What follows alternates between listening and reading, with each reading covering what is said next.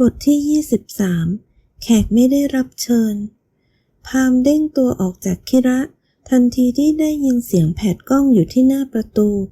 ส่วนคิระเองก็สะดุ้งโหยงจากที่กำลังหลับตาปล่อยให้เสน่หาพาไปโดยไม่ได้ตั้งตัวก็ผุดลุกขึ้นยืนตามพามที่สวมผ้าขนหนูผืนเดียวหมิ่นเหม่ล่อแหลมอยู่ทันทีที่เห็นหน้าอีกฝ่ายชัดเต็มตาคิระก็ประมวลผลทันทีสวยจัง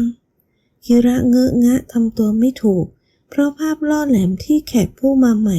เห็นเขาเต็มสองตาไม่แค่เห็นแต่เธอยังมองด้วยแววตาแปลกๆคิระก็มองสภาพของตัวเองก็พบว่ามันช่างน่าอายดูสิกระดุมเสื้อที่หลุดลุ่ยลงมาเกือบหมดแบบนี้ใครเห็นจะไม่คิดลึกได้ยังไงกันเด็กหนุ่มรู้สึกอายจนต้องรีบติดกระดุมเสื้อด้วยมือสั่นเทาพามที่ยืนข้างๆเหลือบมองคิระคู่หนึ่งจึงก้าวมาบังเอาตัวบังเด็กหนุ่มไว้แล้วจ้องตาอีกฝ่ายอย่างไม่พอใจเข้ามาได้ไงพามถามเสียงขุ่นทำไมจะเข้ามาไม่ได้ล่ะ My boy My boy เหรอคิระได้ยินถึงกับตาโตเมื่อได้ยินสรรพนามเรียกขานจากอีกฝ่ายนี่ถึงขนาดเล่นรุ่นใหญ่เลยเหรอเนี่ยเด็กหนุ่มกลืนน้ำลายลงคออย่างฝืดเฟือเพราะตัวเองก็เกือบเป็นหนึ่งในคอลเลกชันของคนตรงหน้านี้แล้วโชคดีเป็นบ้าสิเด็กหนุ่มพลูลมหายใจโล่งอกแต่ก็รู้สึกว่า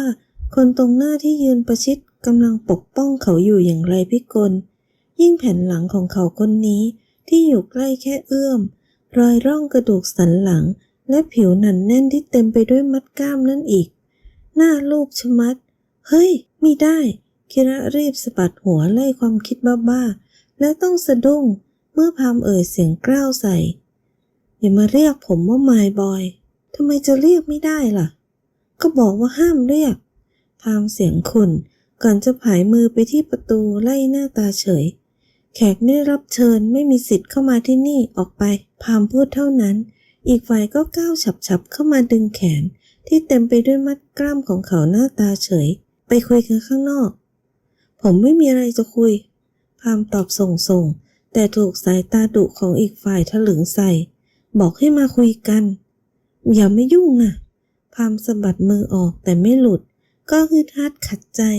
คิระที่เห็นท่าทีของพามดูอึดอัดพยายามปลดมืออีกฝ่ายออกแต่กลับเกาะเป็นปิงไม่ปล่อยเขาก็เข้าใจได้ในทันทีแบบนี้สินะที่อยากให้เขาทำวิสัยคนรวยชัดๆคบไม่เลือกกินไม่ยั้งรุ่นใหญ่ก็ยังไม่เว้นคิดดังนั้นคิระก็ก้าวฉับตามออกไปพอเห็นสองคนประจันหน้ากันและพามที่มีสีหน้าอึกอักแล้วเขาก็ตรงเข้าไปกอดแขนทันทีที่รักฮะนี่ใครเหรอฮะคิระพามอึกอักคิระเห็นท่าทางอึดอัดของพามก็นึกอยากแกล้งอยากแสดงตัวกับคนอื่นว่าเขาเป็นเมียงั้นเหรอได้สิเขาจะทำคิระกอดแขนพามแน่นกว่าเดิมพร้อมกับฉีกยิ้มหวานสุดชีวิตก่อนกระซิบพามว่าผมช่วยคุณละกันนะเดี๋ยวคิระช่วยอะไรอ่ะไม่ทันที่พามจะได้ห้ามปรามคิระก็เอนหัวพิงซบไหล่เปลือยของพามอย่างสนิทสนมก่อนที่มืออีกข้างจะเอื้อมไปลูบแผงอกชายหนุ่มลูบไล้ไปมาแสดงความรักอย่างสุดซึ้ง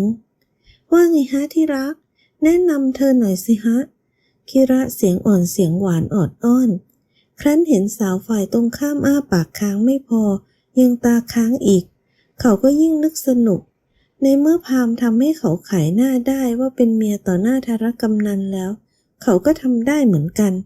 น่าสนุกดีนะว่ามัวแต่มาลันดูแกมาแลดูกันอยู่นั่นแหละงั้นผมขอแนะนำตัวเลยแล้วกันนะฮะผมชื่อคิระหรือว่าเรียกคิวเฉยๆก็ได้ผมเป็นเมียเป็นภรรยาของคุณพามฮะคิระบอกตาใสแอบแบ๊วสุดฤทธิ์ก่อนจะยิ้มให้คนตรงหน้าตาเฉยเอาเหอะอย่างน้อยเขาก็กำลังทำบุญทำกุศลเป็นไม้กันหมาให้ผู้ชายนิสัยรวยคนนี้ก็แล้วกันแต่เขาไม่ได้คิดอะไรกับพามหรอกนะร้อยไม่เคยคิดพันก็ยิ่งไม่เคยคิดคิระนายอย่าห้าวนะพามกระซิบแต่ไม่ทันได้พูดอะไรต่อ ก็ถูกนิ้วชี้เรียวๆของคิระแตะปิดปากหน้าตาเฉยจนพามตาค้างเอาหน้าที่รักผมจัดการไล่ให้เองคิระกระซิบเดี๋ยวนายจะเล่นใหญ่เกินไปแล้วเหินหน้าคุณน่ะผมกำลังทำหน้าที่ไม้กันหมาให้คุณอยู่นะคิระกระซิบหน้ายิ้มมันเป็นยิ้มการค้าที่คงตลกน่าดูเพราะเขาฝืนยิ้มสุดๆแต่ทำไงได้ล่ะพามก้มมองมือคิระที่กอดแขนของเขาไม่พอยังหยิกเข้าให้ก่อนจะเอียงคอซบไหล่หน้าตาเฉยเขาสบตาอีกฝ่ายก่อนจะเหลือบมองคิระแล้วถอนใจแล้วคุณน้าคุณพี่เป็นอะไรกับคุณพามของผมเหรอฮะถึงขนาดเข้ามาในห้องสามีผมได้เนี่ยฉันเหรอฉันชื่อดาริยาหรือเรียกสั้นๆว่าดาก็ได้ฉันเป็นแม่ของพามเป็นแม่ของคุณพามอ๋อฮะคิระทวนเท่านั้นก็ตาโตรีบคลายมือปลาหมึกที่กอดรัดพามทันใดคุณเป็นคุณแม่ของคุณพามเหรอฮะใช่สิหรือเธอคิดว่าฉันเป็นอีหนูของลูกชายล่ะเธอว่าเสียงเข้มพลางกอดอกก้าวช้าๆเข้ามาหาคิระถึงกับถอยกรูดยกมือไหว้อีกฝ่ายทันทีผมขอโทษฮะผมไม่ได้ตั้งใจคิระละล่ำละลักก่อนจะหันไปสบตาพามแล้วกัดริมฝีปากด้วยความหงุดหงิดกั้นใจกระซิบบอกคุณทำไมไม่บอกผมก่อนน่ะนายเล่นรัวเป็นปืนกลแบบนั้นฉันจะบอกทันได้ไงล่ะคุณก็ต้องห้ามผมสิคิระกระซิบเสียงสูงกว่าคิระจะรู้ตัวว่ามัวแต่เถียงกันไปเถียงกันมากับพามก็เมื่อแม่ของเขาเข้ามายืนประจันหน้าแล้วจับคางเด็กหนุ่มเชยขึ้นมองปราดซ้ายขวาและหยุดนิ่งที่ดวงตา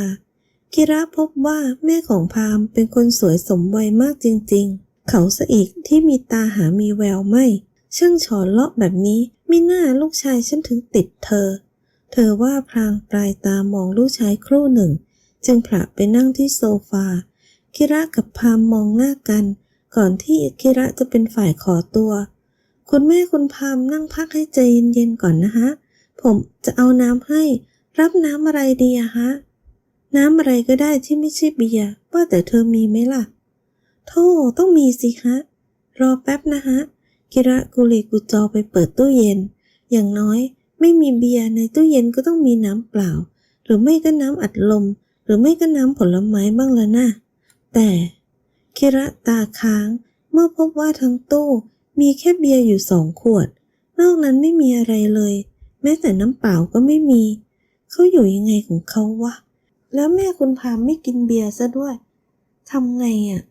งั้นคงมีแค่ทางเดียวแล้วมั้งในตู้เย็นมีแต่เบียร์ฮะเดี๋ยวผมลงไปซื้อที่มินิมาร์ทให้ดีกว่านะฮะเป็นเมียเขายังไงทำไมไม่เตรียมข้าวปลาอาหารให้สามีแบบนี้เป็นเมียภาษาอะไรอ่ะเธอคือผมกับคุณพามเราช่างเหอะแม่พามตำหนิแต่น้ำเสียงเรียบไม่ได้แสดงอารมณ์ไม่พอใจมีก็แต่แววตาที่มองมาทำให้เด็กหนุ่มหนาวเยือกคือผมคิระอึกอักก่อนจะค้อมตัวแล้วบอกคุณแม่คุณพามอยากกินอะไรฮะผมจะไปซื้อให้ไม่ต้องหรอกคิระเดี๋ยวเธอก็ไปแล้วพามรีบโบกมือห้ามแต่ว่าก็บอกว่าไม่ต้องไงคราวนี้พามขึ้นเสียงใส่คิระหน้าจ่อยกว่าเดิมไปอีกนี่ลูกดุแฟนแบบนี้ได้ยังไงแม่ถามเสียงเรียบก่อนจะกวักเรียกคิระมานั่งนี่มาผมเหรอฮะคิระชี้นิ้วหันเข้าหาตัวเองก็เธอนั่นแหละคิระก้าวมานั่งโซฟาฝั่งตรงข้ามแม่ก็กวักเรียกพามานั่งอีกคนเธอจ้องทั้งสองที่นั่งชิดติดกันต่างคนต่างอารมณ์คิระดูหวาดหวั่นแต่พามกับดูรำคาญคนเป็นแม่ที่ไม่ได้เลี้ยงดูลูกชายก็ได้แต่ถอนหายใจเหนื่อยหน่ายแม่ได้ข่าวจากเต็นว่าลูกป่วยแต่ตอนนี้เหมือนจะมีพยาบาลดีก็คงงั้นแหละแต่เต็นปากโป้งพามสะบดหน้าตาไม่สบอารมณ์นักไปว่าเขาได้ไงคนเขาห่วงแม่ก็ห่วงลงเครื่องปั๊บแม่ก็รีบมาดูลูกเลยเนี่ยเธอว่าเสียงอ่อนโยนกว่าเดิมมากคิระมอง2 แม่ลูกที่ดูท่าว่าจะมีปัญหาอะไรบางอย่างเขารู้ว่าพ่อของพามดูเผด็จการแต่แม่นั้นไม่แน่ใจนักเพราะเขาก็เพิ่งเคยเจอ มาห่วงอะไรตอนนี้ไปห่วงผัวใหม่ของแม่นุ่นไปพามตอบเสียงกล้าวนี่ตาพามแม่จะด่าผมเพราะเขาอีกแล้วเหรอโธ่แดดดี้ห่วงลูกเมื่อไหร่ลูกจะยอมรับเขาเป็นพ่ออีกคนสักทีล่ะเขากับแม่ไม่มีลูกด้วยกันแกควรจะไปรับช่วงต่อกิจการของเขาดีกว่าไม่แย่งสมบัติกับพัดนะแต่เขาไม่ใช่พ่อผมและผมก็ไม่ได้ต้องการสมบัติเขาพามขึ้นเสียงใส่ราวกับเด็กเอาแต่ใจคิระประเมินด้วยสายตาก็พอจะถึงบางอ้อที่แท้พามก็แค่เด็กมีปัญหาที่เป็นคนบ้านรวยแล้วใช้เงินหวานนี่เองคิระสังเกตว่าพามดูอารมณ์เสียเมื่อพูดถึงคนที่แม่ของเขาเรียกแนดดี้แต่ถึงจะอยากรู้แค่ไหนเขาก็แค่คนนอกที่พามอุปโลกมาไม่ให้ใครมาบงการชีวิตส่วนตัวเท่านั้นล่ะแต่ทว่าเธอชื่อคิระใช่ไหมฮะเรียกคิวก็ได้ฮะโอเคคิวเธอทำงานอะไรแม่อย่าถามซอกแซกเรื่องส่วนตัวของผมน่ะพามตัดบทก่อนจะหันมาสั่งเข้าห้องไปคิระแต่ว่าตอนนี้เธอทำอะไรอยู่เหรอคิวดาริยาหันมาถามคิระไม่สนใจเสียงท้วงจากพามสักนิดคิระรอบกลืนน้ำลายจะให้เขาแนะนำตัวได้ยังไงถึงจะถูกใจพามดีนะถ้าบอกว่าเขาเป็นลูกกำพร้าก็เกรงพามจะโดนแม่ดุที่หาคนไม่คู่ควรให้จะบอกว่าเป็นนักร้องก็ยิ่งไม่ได้เขายังไม่ได้ร้องสักกะแอะหนึ่งหรือว่าจะบอกว่าเป็นเมียผมก็ต้องทำหน้าที่แม่บ้านให้ผมสิแม่ถามทำไมเนี่ยพามแย้งแต่คิระสะกิดขาไม่ให้เถียงเพราะจะยิ่งกวนน้ำให้ขุ่นพามจึงยิ่งไม่พอใจหนักดูเหมือนกับแม่แล้วพามไม่ต้องรักษาภาพพจน์เหมือนอยู่กับพ่อแต่เรื่องพยศนั้นยังมีอยู่ในตัวเต็มเปี่ยม